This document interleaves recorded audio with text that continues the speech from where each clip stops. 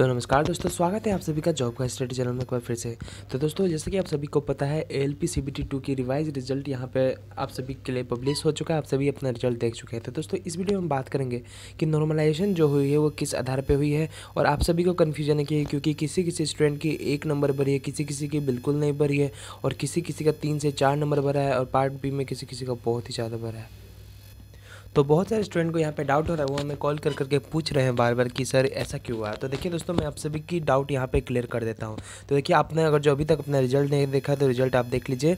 और दोस्तों, किसी तरह का दिक्कत आता है तो आप कमेंट करके हमें बताइए, आपकी कन्फ्यूजन भी जरूर दूर होगी। और इस वीडियो में हम बात करेंगे कि कट ऑफ कितने जाएगी, और जिसके बारे में मैंने आपको ऑलरेडी बता रखा था दोस्तों, उसमें ज़्यादा फर्क नहीं रहेगा। बट आप लोग फिर से बता रहे हैं तो मैं फिर से आप सभी को बता दूंगा कि कट ऑफ कितने ज़्यादा जाएगी। ठीक है दोस्तों, और हम बात करेंगे प्रीवियस ईयर कट ऑफ के अनुसार इस बार कितने का अंतर रहेगा, क्योंकि इस बार बहुत बड़ी वैकेंसी है और बहुत ही ज़्यादा कंपटीशन भी है इस बार। ठीक है दोस्तों, तो वीडियो को अंत तक देखिएगा, क्योंकि इसमें आपको बहुत ही जरूरी इन्फॉर्मेशन मिलेंगे। ठीक है, तो चलिए स्टार्ट करते हैं।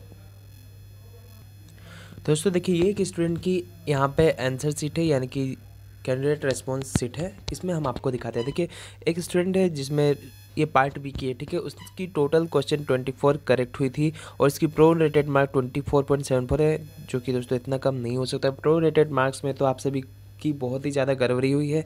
इसको आरआरबी फिर से एक बार सुधारेगा। ठीक है दोस्तों, उसके लिए आप टेंशन मत ले। बट यहाँ पे देखिए नॉर्मलाइज मार्क्स, तो देखिए नॉर्मलाइज मार्क इसको 25.03 मिला है, यानी कि टोटल चाहिए था 26.25। यानी कि ये स्टूडेंट बस कुछ नंबर के कारण फेल हो गया, यानी कि इसकी नॉर्मलाइजेशन के बाद बस 1 नंबर बढ़ाया गया है। जी हाँ दोस्तों, बस 1 नंबर बढ़ा है इसका। बट बाकी सारे स्टूडेंट की किसी किसी के 2-3 मार्क बढ़े। ऐसा क्यों है दोस्तों, ये मैं अभी आपको बताऊँगा। पहले आप सारे स्टूडेंट की यहाँ पर मार्क्स कंपेयर कर लेते हैं। तो दोस्तों, नेक्स्ट स्टूडेंट के जो हम देखते हैं, तो इस स्टूडेंट ने टोटल 24 क्वेश्चन इसने सही किया है।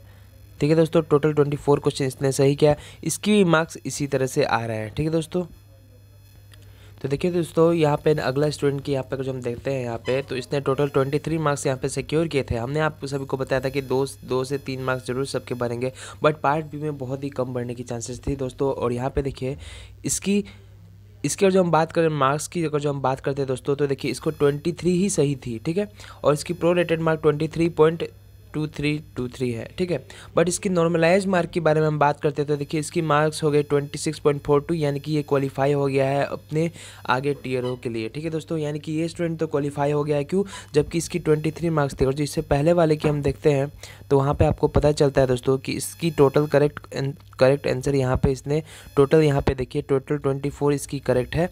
बट इसकी नॉर्मलाइज मार्क यहाँ पे देखिए बहुत कम भरी है, 25.03 हुई है। बट आगे एक और स्टूडेंट है जिसने टोटल उसकी जो करेक्ट आंसर हुई है वो 23 क्वेश्चन उसने सही की थी, बट उसकी नॉर्मलाइज मार्क बढ़ करके इतनी ज़्यादा हो गई है दोस्तों। यहाँ पे आप देख सकते हैं 26.42 इतनी ज़्यादा हो गई है। ठीक है, तो ऐसा क्यों हुआ है दोस्तों, इसी के बारे में हम आपको बताने वाले हैं। क्योंकि किसी स्टूडेंट को देखिए 23 मिलता है, उसकी 26 हो जाता है, किसी को 24 मिलता है, उसका बस 1 मार्क बढ़ता है 25। ये फेल हो गया, बट ये स्टूडेंट पास हो गई है। अगला हम यहाँ पे देखते हैं अगली स्टूडेंट की। तो यहाँ पे आप सामने देख सकते हैं, ये स्टूडेंट तो पास है ही है दोस्तों। इसकी टोटल रो मार्क 25.333 थी। ये कुछ मार्क्स से ही बस फेल हो रहा था, 0.9 समथिंग मार्क्स से फेल हो रहा था। बट यहाँ पे आप देखेंगे दोस्तों, तो ये यहाँ पे पास हो गया है, यानी कि ये भी पास नहीं हुआ दोस्तों। देखिए इसकी नॉर्मलाइज मार्क बहुत ही कम नॉर्मलाइज मार्क भरी है। तो दोस्तों, ऐसा क्यों हो रहा है? ऐसा क्यों हो रहा है कि किसी स्टूडेंट की मार्क्स बढ़ रही है, किसी की नहीं? इसकी तो देखिए 1 मार्क्स भी अच्छे से नहीं भरी। अगर जो 1 मार्क पूरी बढ़ जाता तो ये स्टूडेंट क्वालिफाई हो जाता है। 26.25 लानी थी, देखिए ये 0.2 नंबर से फेल हो गया है स्टूडेंट। अगले स्टूडेंट के जो हम देखते हैं यहाँ पे, तो दोस्तों यहाँ पे आप सामने देख सकते हैं कि इस स्टूडेंट की रो मार्क 28.66 थी, तो प्रोरेटेड मार्क इसकी यहाँ दी गई है। और नॉर्मलाइज मार्क देखिए इसकी कितने ज़्यादा, 5 नंबर जैसे इसकी नॉर्मलाइज मार्क भरी है। ठीक है दोस्तों, अगले स्टूडेंट की जो हम देखेंगे, तो अगले स्टूडेंट की यहाँ पे हम देखते हैं, तो प्रोरेटेड मार्क इसकी 40 है। ठीक है, और नॉर्मलाइज मार्क इसकी देखिए उल्टी घट गई है। कितना हो गई? घट गई 39.177, यानी कि इसकी उल्टा घट गई है। तो दोस्तों, ऐसा क्यों हो रहा है, इस सारे के बारे में अभी हम बात करने वाले हैं अंत में। पहले आप सारे स्टूडेंट के मार्क्स यहाँ पे देख लीजिए। इस स्टूडेंट के जो हम देखते हैं, तो यहाँ पे देखिए इसको 33, यानी कि ये स्टूडेंट तो पास है ही ऑलरेडी। ठीक है, और इसकी नॉर्मलाइज मार्क भी इसकी 30 समथिंग है। ठीक है, तो ये भी स्टूडेंट पास है ही है दोस्तों हमने इस यहाँ पे देखा कि यहाँ पे बहुत सारे स्टूडेंट की मार्क्स घट रहे हैं, किसी की बढ़ रहे हैं। तो दोस्तों, ये क्यों होता है, इसके बारे में आपको बताता हूँ। ठीक है दोस्तों, देखिए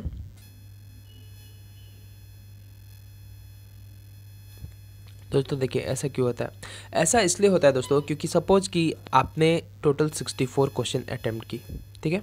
चलिए मैं उस स्टूडेंट की एग्जांपल से मैं आपको बता देता हूँ, ठीक है। तो देखिए दोस्तों, अगर जो इस स्टूडेंट की हम आंसर शीट पे अगर जो ध्यान से देखेंगे तो देखिए इसने टोटल अटैम्प्ट 36 की थी और जिसमें से इसकी टोटल 27 करेक्ट हुई है और 9 क्वेश्चन इसकी गलत हो गई है, ठीक है दोस्तों। इसकी क्या हुई है, 9 क्वेश्चन यहाँ पे इसकी गलत हो गई है। और आगे हम इस स्टूडेंट की देखते हैं, ठीक है। तो दोस्तों टोटल वैलिड क्वेश्चन इसकी 23 थी। इधर आप यहाँ पे ध्यान से देखिएगा, दोनों को कंपेयर हम करते हैं। तो देखिए अगर जो इस स्टूडेंट के जो मार्क्स में हम देखें तो total number of valid question देखिए 75 का 75 क्वेश्चन इसकी वैलिड है, ठीक है। 75 की 75 क्वेश्चन वैलिड है इसकी और इसने 9 क्वेश्चन गलत ही कर दिया और इसको 27 मार्क्स मिल ही रहे हैं। तो देखिए स्टूडेंट, तो आपने यहाँ पे क्या देखा कि इस स्टूडेंट की टोटल वैलिड क्वेश्चन 75 थी, यानी कि किस एक भी क्वेश्चन गलत नहीं था, इसलिए इसकी मार्क्स ज़्यादा नहीं बढ़ी है दोस्तों, ठीक है। और यहाँ पे हम देखेंगे तो नंबर ऑफ रॉन्ग अटैम्प्ट इसकी 9 है, ठीक है। नंबर ऑफ रॉन्ग अटैम्प्ट इसकी 9 है। और जो दोस्तों नॉर्मलाइजेशन की जाती है, नॉर्मलाइजेशन जो की जाती है दोस्तों, ये टोटली आपके बेस्ड होती है आपके स्कोर के ऊपर कि आपने कितना ज़्यादा निगेटिव किए हैं। अगर जो आपने बहुत ही ज़्यादा निगेटिव किया है तो आपके मार्क घट भी सकते हैं नॉर्मलाइजेशन के बाद। और दोस्तों अगर जो आपने बहुत ज़्यादा नेगेटिव कर रखा है तो आपकी नॉर्मलाइजेशन होने के बाद मार्क्स बहुत कम बढ़ते हैं। और अगर जो आपने नॉर्मलाइजेशन, अगर जो आपने नेगेटिव मार्किंग बहुत कम किया, अगर जो 2 से 3 क्वेश्चन या फिर 7 क्वेश्चन अगर जो आप कम यानी कि नेगेटिव मारे हैं तो आपकी मार्क्स ज़्यादा बढ़ेगी दोस्तों। तो नॉर्मलाइजेशन को अगर जो हम डायरेक्टली बात किया जाए तो नॉर्मलाइजेशन जो होती है दोस्तों वो इन्वर्सली प्रोपोर्शनल होती है नेगेटिव मार्किंग के साथ, ठीक है। कि अगर जो जितना ज़्यादा आप अगर जो नेगेटिव मार्किंग करेंगे उतना ज़्यादा आपकी नॉर्मलाइजेशन की मार्क्स घट जाएगी। इस बात को आप याद रखिएगा दोस्तों। और अगले बार से आप अगर जो एग्ज़ाम देने बैठे तो कोशिश करिएगा कि आप बहुत कम नेगेटिव करें अपने एग्ज़ाम में, ठीक है दोस्तों। अगर जो बहुत कम आप नेगेटिव करेंगे तो उससे आपकी बहुत अच्छी असर आएगी आपके कैंडिडेचर पे, ठीक है दोस्तों। तो यानी कि यहाँ पे आप समझ सकते हैं कि क्यों ऐसा नॉर्मलाइजेशन हुआ, क्यों 23 लाने वाला स्टूडेंट जो है वो पास हो गया और 24 लाने वाली स्टूडेंट यहाँ पर फेल हो जा रहा है, जबकि उसको बस 1 नंबर से वो फेल हो रहा है। तो दोस्तों थोड़े थोड़े नंबर से बहुत ही सारे स्टूडेंट फेल हो रहे हैं, ठीक है दोस्तों। ये पार्ट बी में नॉर्मलाइजेशन हुई है दोस्तों, ठीक है। नॉर्मलाइजेशन हुई है बट बहुत ही कम स्तर में नॉर्मलाइजेशन हुई है, जहाँ की पार्ट ए में नॉर्मलाइजेशन बहुत अच्छी खासी की गई है। क्यों? क्योंकि दोस्तों वो लोग कम निगेटिव किए होंगे। जो स्टूडेंट कम निगेटिव करते हैं उनकी नॉर्मलाइज्ड मार्क ज़्यादा बढ़ जाती है और जो लोग ज़्यादा निगेटिव मार्किंग करते हैं उनकी क्या हो जाती है, उनकी मार्क्स कम बढ़ती हैं, बहुत ही कम बढ़ते हैं, ठीक है दोस्तों। तो यानी कि नॉर्मलाइजेशन टोटली बेस्ड है आपके नेगेटिव मार्किंग के ऊपर। जितना कम नेगेटिव आप करोगे आपकी नॉर्मलाइजेशन उतना ज़्यादा होगी। और शिफ्ट के ऊपर भी डिपेंड करता है कि टफ़ कितने ज़्यादा थी, टफनेस पे भी डिपेंड करता है। अगर जो जितना ज़्यादा टफ रहेगा तो उसकी मार्क्स बहुत ही ज़्यादा बढ़ेगी, ठीक है दोस्तों। तो इस पर मैं आपको एक और एग्जांपल देकर के बताता हूँ कि टफनेस के कारण और विदाउट टफनेस के कारण मार्क्स किस तरह से प्रभाव पड़ता है आपकी। दोस्तों ये तो आप समझ गए हैं कि किस तरह से नॉर्मलाइजेशन की जाती है। अगर जो ज़्यादा नेगेटिव रहती है तो मार्क्स बहुत कम बढ़ती है, अगर जो कम नेगेटिव रहती है तो मार्क्स जंप कर जाती है, ठीक है। तो पार्ट बी में अगर जो हम बात करें, नॉर्मलाइजेशन तो हुई है बट नॉर्मलाइजेशन कम हुई है और किसी किसी स्टूडेंट की बहुत कम नॉर्मलाइजेशन हुई है और किसी किसी के 2 से 3 नंबर, मैंने आपको ऑलरेडी बताया था दोस्तों, 3 से 5 नंबर या फिर 2 से 3 नंबर पार्ट बी में सबके बढ़ेंगे और पार्ट ए में ज़्यादा बढ़ेंगे, ठीक है। यानी कि 3 से 4 नंबर पार्ट बी में भी बढ़ सकते हैं। बट दोस्तों किसी किसी स्टूडेंट की बहुत ज़्यादा मार्क्स बढ़े हैं, वो भी मैं आपको प्रूफ के साथ यहाँ पर दिखा देता हूँ। दोस्तों चलिए अब हम देख लेते हैं कट ऑफ्स के बारे में, ठीक है दोस्तों, कि कट ऑफ कितने थे आपके प्रीवियस ईयर में और इस बार आपकी कट ऑफ कितने रही है। तो दोस्तों मैंने आपको इस बार की कट ऑफ की वीडियो ऑलरेडी बता रखा है दोस्तों, लिंक मैं डिस्क्रिप्शन में दे दूंगा और वीडियो के अंत में भी आपको मिल जाएगा कि इस बार कट ऑफ कितनी ज़्यादा जाने वाली है। दोस्तों यहाँ पर ज़्यादा डिफरेंस नहीं आएंगे कट ऑफ में, बस 1 से 2 नंबर की प्रभाव पड़ सकती है। बट देखिए दोस्तों, अगर जो जितना मैंने कट ऑफ बताया उतना तक अगर जो आप ला पा रहे हैं तो आपकी सिलेक्शन जरूर हो जाएगी ALP में। और PCM की जो हम बात करें दोस्तों, तो PCM की कट ऑफ एक्सपेक्टेड नहीं किया जाता है दोस्तों। अगर जो आप ST के भी कैंडिडेट है, अगर जो आपको 60 अगर जो आप छू पा रहे हैं या फिर 58 प्लस अगर जो आप स्कोर कर पा रहे हैं और आप ST के कैंडिडेट है तो और एससी के कैंडिडेट है तो भी आपकी उसमें चांस होने की ज़्यादा चांसेस मैं आपको नहीं बता सकता हूँ दोस्तों। बट इतना आप सोचिए, और जब एससी एसटी कैंडिडेट भी है तो आपको कम से कम 58 प्लस मार्क्स लाने पड़ेंगे पीसीएम में, अगर जो आपको सीट चाहिए। क्योंकि पीसीएम की सीट जो है वो बहुत सारे एएलपी वाले कैंडिडेट है जिन्होंने 80-90 नंबर स्कोर किया है दोस्तों, ठीक है, 80-90 स्कोर किया है, लेकिन उन्होंने फर्स्ट प्रेफरेंस जो चुना है वो पीसीएम वाले ट्रेड को चुना है, ठीक है दोस्तों। उसके बाद उन्होंने एएलपी को सेकंड प्रेफरेंस में चुना है। तो दोस्तों आप समझ सकते हैं कि पीसीएम की ट्रेड कितना ज़्यादा टफ है और कितनी ज़्यादा मुश्किल हो जाएगी आप सभी को जॉब लेने के लिए, क्योंकि उसमें आपको किसी तरह की साइको टेस्ट नहीं है, बस आपकी सीधे डॉक्यूमेंट वेरिफिकेशन होगी, आपकी मेरिट लिस्ट बनेगी। और हाँ दोस्तों, मैं आपको एक और बात बता दूं कि यहाँ पे आपको बताया गया है कि जितने स्टूडेंट क्वालिफाई करेंगे उसके और 50% स्टूडेंट को सेलेक्ट किया जाएगा वेटिंग लिस्ट के लिए, ठीक है दोस्तों। यानी कि वेटिंग लिस्ट में आप सभी को जॉब मिल सकता है। सपोज़ कि कोई स्टूडेंट पीसीएम वाले ट्रेड भरा हुआ है या फिर सपोज कोई आईटीआई वाले ट्रेड भरा हुआ है और उसकी एएलपी में भी हो जाती है, तो एएलपी वाला वो जॉब ले लेगा, आईटीआई वाला ट्रेड वो छोड़ देगा, ठीक है दोस्तों।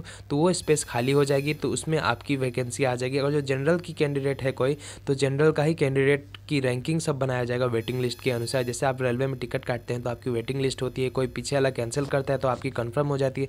जस्ट उसी तरह से वेटिंग लिस्ट का केस यहाँ पे काम करता है दोस्तों। अगर जो आप जनरल की कैंडिडेट है, ठीक है, और जो जनरल कैंडिडेट है, अगर जनरल कैंडिडेट कोई सीट छोड़ के जाता है तो जनरल वाले कैंडिडेट को पहले वहाँ पे लिया जाएगा, और एसटी के सीट में से जो एसटी वाली सीट खाली होगा तो एसटी वाले कैंडिडेट को लिया जाएगा। इसी तरह से आगे किया जाएगा, ठीक है दोस्तों। तो 50 जितना स्टूडेंट क्वालिफाई करेंगे, कितने लोगों को बुलाया जाएगा डॉक्यूमेंट वेरिफिकेशन के लिए, उसकी और 50% कैंडिडेट को वेटिंग लिस्ट में डाला जाएगा, ठीक है दोस्तों। और आपको बता दिया जाएगा कि आपकी रिजल्ट वेटिंग लिस्ट में है, यानी कि आपको वेट लिस्ट कराया जा रहा है डॉक्यूमेंट वेरिफिकेशन के लिए, ठीक है दोस्तों। ऐसा आपको बता दिया जाए। तो चलिए दोस्तों, अब देखते हैं हम कट ऑफ कि कितने ज़्यादा एक्सपेक्टेड कट ऑफ रह सकते हैं इस बार, ठीक है दोस्तों। तो चलिए बात करते हैं। तो आइए दोस्तों, इस बार एएलपी की हम कट ऑफ के बारे में बात करते हैं, ठीक है। तो कट ऑफ है ये आपकी हमारी एएलपी की एक्सपेक्टेड कट ऑफ है दोस्तों। तो हमने आपको ऑलरेडी बता रखा था इसके बारे में, ऑलरेडी आप सभी को समझा रखा है दोस्तों। अगर जो जनरल कैंडिडेट है आप और 50 से 55 के बीच आपकी अंक आ रही हैं तो आप एएलपी सीवीटी 2 के लिए, सीवीटी 3 के लिए 100% आपकी सिलेक्शन होनी ही होनी है दोस्तों। और ओबीसी वाले को 47 प्लस और एससी एसटी कैंडिडेट वाले को 44 से 47 मार्क्स। तो दोस्तों इस बात को आप ध्यान रखिएगा, इससे ज़्यादा आपकी कट ऑफ नहीं जाएगी दोस्तों। यही है आपकी कट ऑफ। अगर जो हम बात करते हैं एएलपी की, अगर जो आप एग्ज़ाम देना चाहते हैं, उसकी साइको टेस्ट देना चाहते हैं, तो यही आपकी कट ऑफ जाएगी। और जो दोस्तों हम आईटीआई वाले ट्रेड की बात करेंगे तो यहाँ पे मामला बहुत ही अलग हो जाता है दोस्तों। तो आईटीआई वाले ट्रेड के लिए भी यहाँ पे जो, क्योंकि आपको पता है एएलपी वाले कैंडिडेट जो रहेंगे वो भी आईटीआई के लिए ट्रेड भरे होंगे। अगर सपोज जैसे कि आपको पता है आईटीआई वाले जो स्टूडेंट है वो एलपी के लिए भी भरेंगे, आईटीआई वाले पोस्ट के लिए भी भरेंगे, साथ ही साथ पीसीएम वाले के लिए भी भरेंगे। तो उनके लिए सारे तरह से रास्ता खुला हुआ है। तो दोस्तों अगर जो हम आईटीआई की बात करेंगे, ठीक है, अगर जो हम आईटीआई वाले कैंडिडेट की बात करेंगे तो कट ऑफ हमने आपको बताया था जनरल वाले कैंडिडेट को 60 प्लस नंबर, ठीक है, ओबीसी वाले कैंडिडेट को 55 प्लस और एससी एसटी वाले कैंडिडेट को 50 से 48 से, ठीक है दोस्तों, 48 से 50 तक आपको मार्क्स लाने पड़ेंगे अगर जो आप आईटीआई में सीट लेना चाहते हैं दोस्तों। इससे कम नहीं हो सकती है, बट इससे ज़्यादा ज़रूर हो सकती है आपकी कट ऑफ, ठीक है। तो इतना अगर जो आप स्कोर कर पा रहे हैं आईटीआई वाले कैंडिडेट है, अगर जो 60 से 65 के बीच में आप नंबर ला पा रहे हैं तो आप सेफ़ हैं कुछ हद तक, या फिर आपकी रिजल्ट वेटिंग लिस्ट में ज़रूर आ जाएगी। और दोस्तों अगर हम पीसीएम वाले कैंडिडेट की बात करेंगे तो एससी एसटी कैंडिडेट अगर जो कोई भी 58 से ज़्यादा नंबर ला पा रहा है तो उसे हम मान सकते हैं कि वो सेफ़ है दोस्तों। वो कम्प्लीटली सेफ़ नहीं बोलूँगा, बस उसे मान सकते हैं सेफ़ है। और ओबीसी वाले कैंडिडेट को 67 से ज़्यादा लाना पड़ेगा और जनरल वाले कैंडिडेट को दोस्तों 73 प्लस मार्क्स लाने पड़ेंगे अगर जो आपको सिलेक्शन लेनी है पीसीएम वाले ट्रेड में, सिग्नल एंड टेलीकम्युनिकेशन वाले पोस्ट में, ठीक है। तो दोस्तों ये थे आपके इस बार के एक्सपेक्टेड कट ऑफ, ठीक है। ये फिर से मैंने कट ऑफ आपके लिए तैयार की। तो दोस्तों इसे आप देखिएगा, आप कमेंट करके बताइए कि आपकी मार्क्स इस रेंज में आ रही है कि नहीं आ रही है। तो आइए दोस्तों अब हम बात करते हैं प्रीवियस ईयर कट ऑफ के बारे में। तो देखिए ये है कट ऑफ हमारी जो पोस्ट एएलपी की जो CEN1 2014 वाली है एएलपी टेस्ट की, ये है आपकी कट ऑफ, ठीक है दोस्तों। तो अनरिजर्व वाले कैंडिडेट की 52 पर देखिए परसेंटेज पे ये यहाँ पे कट ऑफ है, ठीक है दोस्तों। तो अनरिजर्व कैंडिडेट को 52.77 मार्क्स लाने, यानी कि अप्रॉक्स 53 मार्क्स लाते थे तो वो एएलपी साइको टेस्ट के लिए क्वालिफाइड थे। एससी वाले कैंडिडेट को 42 लाने पड़ते थे और एसटी को थोड़ा ज़्यादा लाना पड़ता था और ओबीसी को उससे भी कम लाने पड़े थे। तो ये सारे वैकेंसी के ऊपर और सारे जोन सारे कैटेगरी के बीच की कंपटीशन के ऊपर डिपेंड करता है कि कट ऑफ कितने ज़्यादा जाने वाला। अगर जो कोई ओबीसी कैंडिडेट है उसमें सब कमज़ोर स्टूडेंट है और एसटी वाले स्टूडेंट में बहुत सारे अच्छे स्टूडेंट है तो उसकी कट ऑफ हाई जा सकती है, या फिर उसकी सीट अगर जो कम रहेगी तो उसकी कट ऑफ हाई जा सकती है। तो जैसे कि आपको पता है एसटी की सीट ऐसे भी कम ही रहती है बहुत ज़्यादा, ठीक है। तो एसटी वाले कैंडिडेट को बहुत यानी कि एससी एसटी की कट ऑफ इसलिए हम एक साथ मिला करके करते हैं, ठीक है दोस्तों। तो ये थे आपकी डॉक्यूमेंट वेरिफिकेशन यानी कि जो एलपी साइको टेस्ट के लिए जिन्हें बुलाया गया था वो सारे कट ऑफ है ये 2014 की आपके सामने स्क्रीन पे। तो दोस्तों अब है आपके पास स्क्रीन में, जैसे कि मैंने आपको बताया था कि 50% एक्स्ट्रा कैंडिडेट को यहाँ पे लाया जाएगा। तो ओरिजिनल कट ऑफ जो आपकी बनी थी इस तरह से कट ऑफ बनी थी कि इतने कट ऑफ जिसके मार्क्स इससे ज़्यादा आ रहे हैं वो सारे को डॉक्यूमेंट वेरिफिकेशन के लिए बुलाया जाएगा। जो 50% एक्स्ट्रा कैंडिडेट जिन्हें लिया जाएगा उसके आधार पर 2014 पे, तो इस बार भी इसी तरह से किया जा रहा है। तो ये थे कट ऑफ दोस्तों। इससे ज़्यादा जिन एलपी कैंडिडेट के मार्क्स आ रहे थे वो सारे यहाँ पे वेटिंग लिस्ट के लिए रखा गया था उन सारे कैंडिडेट को। तो दोस्तों ये सारी चीज़ आपको समझ में आ रहे होंगे और वीडियो पसंद आ रहा है दोस्तों तो वीडियो को लाइक करेगा और चैनल को सब्सक्राइब कर लीजिएगा, क्योंकि हम रेलवे से जुड़े सारे इंपॉर्टेंट नोटिस और जितने सारे अपडेट रहते हैं साथ ही साथ सारे एजुकेशनल वीडियो जितने आपके एग्जाम में ज़रूरत पड़ती है सारे हम आपको प्रोवाइड करते हैं। कंप्लीट यूट्यूब चैनल, ठीक है, complete study package for railway examination है हमारा ये चैनल, ठीक है दोस्तों। तो इसे आप जरूर सब्सक्राइब कर लीजिएगा। तो दोस्तों जो कम्युनिटी वाइज कट ऑफ थे वो इस आधार से थे 42.03, ये थे अप टू टेस्ट यानी कि एप्टीट्यूड टेस्ट के लिए जिन्हें बुलाया गया था। कम्युनिटी वाइज कट ऑफ ये थे लास्ट यानी कि 2014 की है दोस्तों, ठीक है। 2014 में जो एसटी कैंडिडेट 33 लाए थे, एससी कैंडिडेट 31 लाए थे, ओबीसी 40 लाए थे, अनरिजर्व 42 लाए थे, वो सारे कैंडिडेट को बुलाया गया था आपके डॉक्यूमेंट यानी कि एलपी की साइको टेस्ट के लिए, ठीक है दोस्तों। तो इसे आप अच्छे से याद रखिएगा। आपकी मार्क्स दोस्तों ये लास्ट ईयर की है, अब कंपटीशन बहुत ही हाई हो चुकी है और बहुत ही बड़े स्तर में एग्ज़ाम लिया गया है दोस्तों। इस बार बहुत सारे कैंडिडेट एग्ज़ाम दिए, तो जैसे कि आपको पता है जैसे जैसे समय बढ़ेगा वैसे वैसे कट ऑफ भी बढ़ते जाती है। तो दोस्तों हमने आपको यहाँ पे रिव्यू दे दिया है कि कट ऑफ, तो दोस्तों यहाँ पे हमने आपको कट ऑफ बता दिया। इस कट ऑफ को आप नोट कर लीजिएगा दोस्तों, ठीक है। इससे ज़्यादा कट ऑफ नहीं आएगी दोस्तों, इससे कम आएगी एएलपी वाले कैंडिडेट के लिए, ठीक है। इसके लिए मैं आपको एकदम श्योरिटी दे सकता हूँ, इससे कम ही कट ऑफ जाएगी, इससे ज़्यादा कट ऑफ नहीं जाने वाली दोस्तों, ठीक है। तो चलिए दोस्तों वीडियो पसंद आए तो वीडियो को लाइक करेगा, चैनल को सब्सक्राइब कर लीजिएगा ताकि मैं जब भी वीडियो डालूँ तो आपको उसकी नोटिफिकेशन मिल जाए, ठीक है दोस्तों। तो चलिए मिलते हैं अगले वीडियो में, तब तक के लिए हमारे साथ बने रहने के लिए बहुत बहुत धन्यवाद।